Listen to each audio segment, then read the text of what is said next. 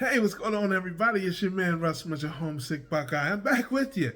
Back with you again and got a video for you today. Are you moving, grooving, steadily improving? I know you are. Are you living and giving, striving and thriving? All right, are you trying to be better every day? Just trying to get a little bit better, better health, better in life. Okay, that's what we're all trying to do here. And I want to just put this out here to try to motivate you, uplift you, make you smile, make you laugh. Hope you're having a great day today, a great week. Hope you're having a great life. And we are having a great life. We got so many blessings, so much to be thankful for. And, it's been a while since I made a cooking video. So I wanted to make a cooking video for you because I know you like it. You always tell me that. And for those of you who maybe are new to my channel, maybe it's the first time you've ever seen this, I'm going to tell you what I always tell you. I'm not a cook. I'm not a good cook. I'm not a bad cook. I'm not any kind of cook at all. I am one step above a caveman. I keep myself alive. That's about the best I can do. But you know what I found out? I found out that the folks love to watch me destroy perfectly good pieces of meat. And I enjoy doing it because they enjoy seeing it. So that's what we're going to do today. We're going to take a beautiful piece of meat. We're going to utterly and completely ruin it with my lack of cooking skills. All right? Now, I don't claim to have the answers. I say it all the time. Shout out Maria Emmerich. Shout out Ketogenic Woman. They're my two favorite cooks. You should check out their channels and learn how to cook, things, from people who really know how to do it. But if you want to do it caveman style, hey, I'm all about it. I can show you that. And I've learned that it really helps people with their self-esteem. Okay, I've had people tell me, they come up to me at the events, they say, man, I love it when you cook things because I'm a terrible cook. And when I watch you, I think to myself, I'm not that bad. Isn't that great? I love it. I love that I could get on here and help people with their self-esteem and help people lift them up, with my lack of cooking skills. So I'm going to do what I always do, simple, few ingredients. And I tell you, I have to say, most of what I make, may not look that great, but it tastes pretty good. And like I said, it keeps me alive, and that's the important thing. And don't waste your time trying to tell me any tips or tricks or whatever, because I don't read them. I hate cooking. I hate the whole kitchen area. The only reason I go in there is because that's where the food is. So it's not something I'm ever going to take to. It's just something I have to do to stay alive. And so I do it, and I bring it to you online because you want me to. And I'm a man of the people. Now, if you watched one of my previous videos a couple weeks ago, I showed a bunch of new toys that I got, kitchen appliances that I destroy meat with. And we're going to use one of those today. I'm going to use my Hamilton Beach indoor grill to make some steaks today. I got some steaks, and this is not going to be a long video. Steaks are pretty much a staple in our lifestyle, so everybody knows pretty much how to make steaks. Everybody has their own way of making the steaks. Again, I have a simple, basic method, simple ingredients, simple preparation, easy peasy. But the indoor grill is a little bit different. Some people air fry, some people grill outside, some people smoke, so different things. But if you live in maybe an apartment where you can't grill or smoke outside, or if you whatever reason you need an indoor grill or want an indoor grill, this may help you to see the benefits of this grill, the ease of use and that sort of thing. The reason I got it is because I used to make steaks in my air fryer, and it's so hard to clean and so hard to keep clean. I just stopped doing it. I have a wonderful Ninja Foodie air fryer that I really don't use as an air fryer anymore. I use it really much just as a toaster oven and to reheat things, and I do some baking with it. But anything that gets a lot of splatter or a lot of grease and that kind of stuff, because it's just so hard to keep clean. And I have another air fryer, like more of a bucket style air fryer. But I thought this indoor grill could be a way that I could grill the steaks and have less cleanup, because the device breaks apart and it's a lot easier to clean. So in any event, I'm going to quit talking and rambling on and get to what you want to see, and that's me destroying meat. So all right, I'm going to turn this camera around, and I'm going to, I said again, not going to be a long video today. We'll show you a few things, and we'll show you the grill in action, and we'll see how it turns out. So I'll be right back. All right, we are back, family. We are back, and here we have 3 beautiful, wonderful, what will be delicious ribeye steaks. And these are going to be especially good because I got them for $7.99 a pound on sale. And I don't know about you, but any meat I get on sale is better tasting and more enjoyable. So in any event, these have been here, sitting here for about 45 minutes, salted already. If you don't know, if you haven't seen my other videos, I let my steaks get down to about room temperature, and I salt them on both sides with coarse kosher salt or any type of coarse salt, and I just let them sit there. I do it on both sides, so you probably can't see it here, but I've salted them on both sides. I get a little closer, you can see the salt there. All right, and what I'm going to do next is I'm going to rinse off that salt, pat them dry, and I'm going to oil them up with some olive oil, or you can use avocado oil if you like that, or whatever oil you like. And I'm going to get them on the grill. I'm also going to, carnivores, if you're a super strict carnivore, you might want to cover your ears. Hide your kids, hide your wife. I'm going to put some black pepper on them. Okay, black pepper. I know some of the folks out there, it makes their stomach hurt when we talk about, that kind of stuff. But yes, I'm going to pepper them down and oil them up and get them on the grill. So I will show them to you before they go on the grill, but I'm not going to go through all the showing you of the rinsing them off and all that stuff. You know what it's, you know how to rinse off meat and put oil and pepper on it. So I'll show you before they go on the grill, but I'm going to get to work here. I'll be back in a minute. All right, family, we are back here, and we have our grill, which is getting ready. We've set it to 400 degrees. I don't know if you can see that. That's probably not worth doing. And we have these beautiful pieces of meat. You can see they have been oiled and peppered. A couple of quick notes, because I know I'll probably get a question. In the last shot, you saw the steaks. They were still in the foam package that I got them from the store. And yes, I took out the little plastic piece underneath. You know, when you buy meat, they put that little diaper-like thing underneath the meat. Yes, I took that out, salted it down good on both sides, put it in. And if you're not familiar with salting like that, you salt it down on both sides. I rinsed the salt off, patted them dry, hit them with some oil and pepper, as you can see here on both sides. And if you salt the meat like that, you don't want to add any more salt. You can add whatever seasonings you want, but don't add any more salt unless you like things really salty. If you let it sit for 45 minutes to an hour, the salt soaks into the fat, soaks into the meat, so it's already seasoned that way. Now, that said, my palate is different than most. Whenever I think something is perfect, my friends and family tell me it needs salt. Shout out to my dad. My dad salts everything. He doesn't even taste it first. He just salts it. So when I like it, most people think that it needs more salt. When I think it's too salty, people generally think it's perfect. So that's just how it works for me. But you generally don't want to add any salt. So if you have rubs or other things that have a lot of salt in them after you've salted the meat, that could be maybe too much. But whatever you like, whatever your taste buds like, that's how you do it. So we've got the grill fired up there. It's ready to go.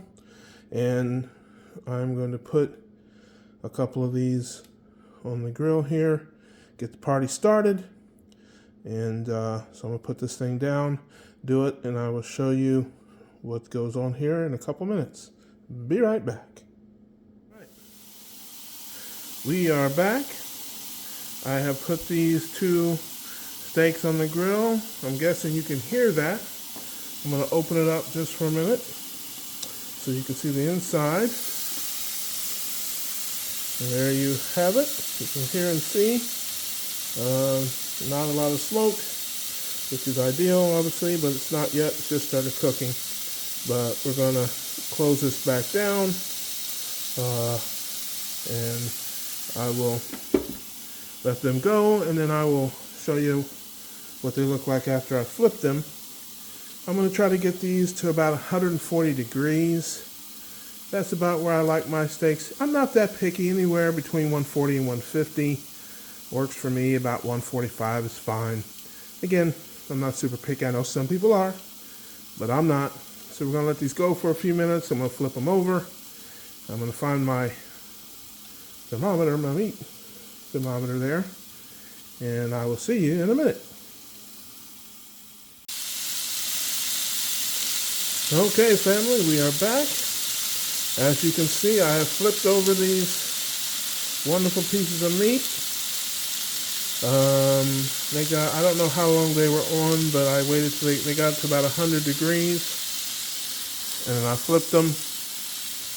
So we're going to get them up to 140. I'm just going to slide this over a little bit here. Slide this over a little bit here. These boys, but as you can see, you can probably hear the sizzle, I'm sure, but there's no smoke. You got the pan underneath, the drip pan that catches the grease and stuff like that. And these boys are cooking up rather nicely, looking really good, smelling good. I'm going to close this top down and let these boys finish up.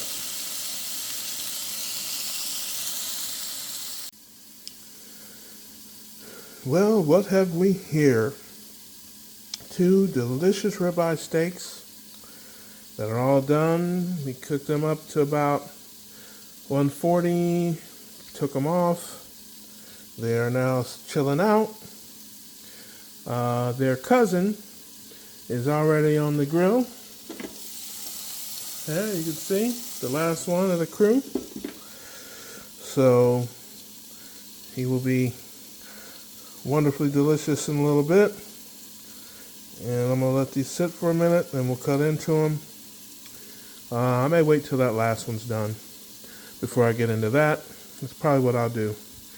But either way, these 2 are nice and done. I'll reach over here and you can just flip them over and you can see both sides. Now, one thing I will say, this grill does have a sear function for those that like to char them up and all that kind of stuff. It does have it. I know you can't see it here, but it does have a sear function. Now I don't care about that kind of stuff, family. I don't care how they look. I care how they taste. But if you like a dark, if you like more color or more charred, you can crank that thing up to a higher temperature and put a sear on it or whatever if that's what you want to do. But like I said, for me, this is plenty good enough. Got the grill marks, and you can see the steam coming up off of it there. I'm going to sit them boys over to the side, let their cousin finish up cooking, and then we're going to be down for the get down. So I will see you in a little bit. Okay, family, it's confession time. I was going to let these boys sit until their cousin finished cooking, but, I got to looking at them, and they were looking so good, smelling so good. So I cut into them. I ate about half of one, and this is about 1.5 of the other. You can see plenty of juice there, juicy. You can see the red there. If you like it. Some people don't like it like that. Some people like it darker than that. More well. But you can kind of see there. And I've got some pieces cut up in here for later on. They are fantastic.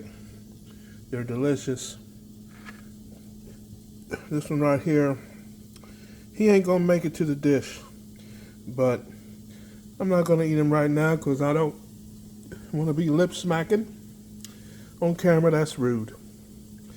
So anyway, we'll go over here to the cousin. He's about done. Yeah, he's about done here. I'm gonna pull him off, and I'll be back.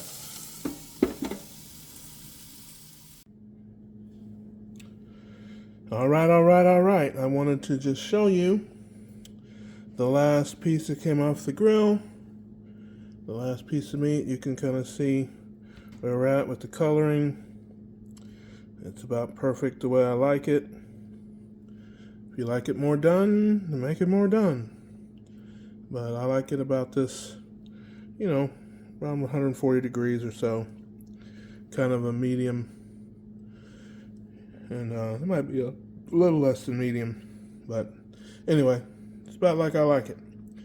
So I made a couple of these pieces. I'm going to put the rest in storage dishes here to make for the next couple of days. And it's going to be wonderful. One thing about the salting, because I know people will ask, it's about 30 minutes per inch. Okay, so if you have a 1-inch steak, 30, 45 minutes max. If you have bigger, thicker steaks, you can go 45 minutes to an hour. Also, the fat absorbs the salt faster than the meat part of it. So if it's a very fatty steak, you may want to salt the non-fatty parts more and very lightly on the fatty parts. Just depends on what you like. These were just a touch salty, just a tiny bit salty for my taste, which means you would probably love them because I like everything a little less. Moving over to the grill just to show what it looks like when you're done. You can see there, there's a little chart up here. We got the under thing here that catches grease and stuff like that. It's still a little hot, a little warm, but it's easy to clean. I won't bore you with all that, but if you didn't see the video before or don't know anything about this grill, this top part, this handle and this top comes off. Pull it up so it comes off, so it's easy to clean. I think it's dishwasher safe. And then also this part here, which is hot right now, warm, comes out as well. And it's non-stick, and it's also, I think, dishwasher safe. But either way, it fits well in the sink, and you can clean it up well. And then this part, of course, is all plastic. You can take it out, clean it as well. So it's easy to clean. I've used it a couple of times. Didn't have any problems with that, which is exactly half the reason I bought it. And then the third piece, there's little parts of it to clean, but again, it's easy to clean as well. You can't put it in the dishwasher. It's got the electronic and the plug and all that stuff that's connected to it. But you can wash it down. It's easy peasy. So I know that's important to people. Certainly important to me.